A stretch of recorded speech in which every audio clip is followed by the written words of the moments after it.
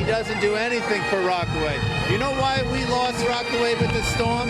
Because they never filled in the beaches, didn't have jetties, they did nothing. Bloomberg and the government did nothing.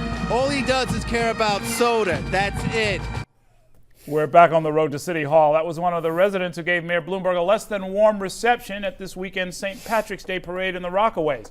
The mayor was heckled by the crowd, who said the administration has not done enough to help the residents of the area as they try to rebuild after the devastation left in the wake of Hurricane Sandy.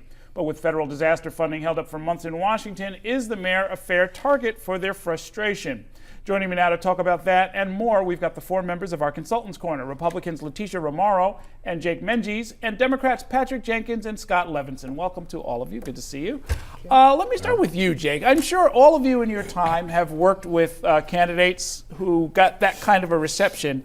What's going through your mind? How do you handle that, and how do you prepare for that? Well, I'm a Republican consultant in New York, so booing and getting the F-bomb hailed at me is something that we deal with every single day. And that's just the consultant. That's just the consultant. I had a very funny experience just in this last presidential where I was with Rudy Giuliani down with Mitt Romney getting endorsed down at a firehouse.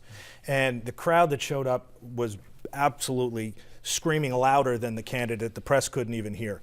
And Romney turns to Giuliani and he says, I mean, how do you deal with this, with all these protesters? And Giuliani looks around and goes, are protesters here? So we're used to it. Well, he's got famously thick skin, but he does. What are the things a candidate should or shouldn't do? I imagine responding in kind is probably not something you would counsel, right? Well, I mean, there's the famous scene from the Ed Koch movie that's playing about how in Shea Stadium he was trying to weigh the boos and the yays, but the one thing that Mike Bloomberg can't do, which is why he gets himself in such trouble in these situations, is he can't walk over to the crowd and do any kind of feeling your pain.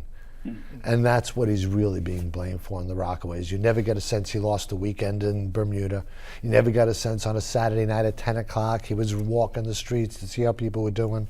You never get to see him walk over to the crowd and say, what can we do?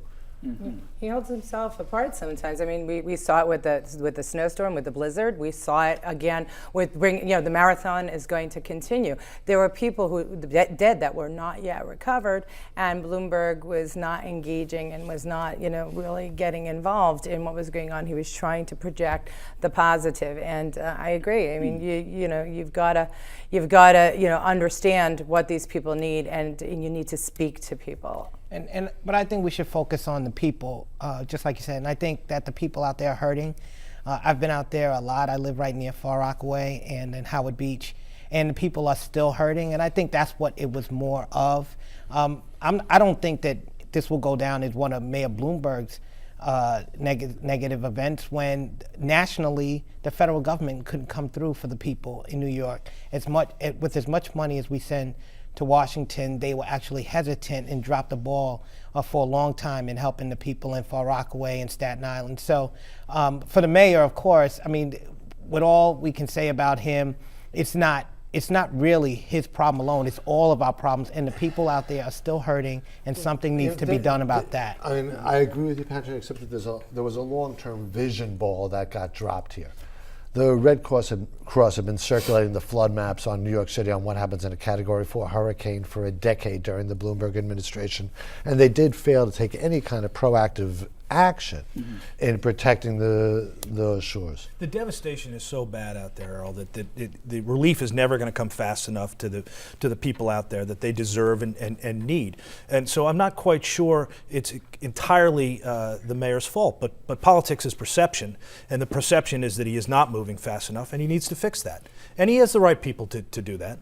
Yeah, one thing that people need is money, and there may be a disconnect there that Bloomberg doesn't understand, that $20,000 in the hands of a homeowner and a trailer to locate on their property so that they could make some decisions for themselves might have been a better response to the situation than the $43,000 a home rapid repair that never, we're leaving. To that point, he spends $100 million influencing elections.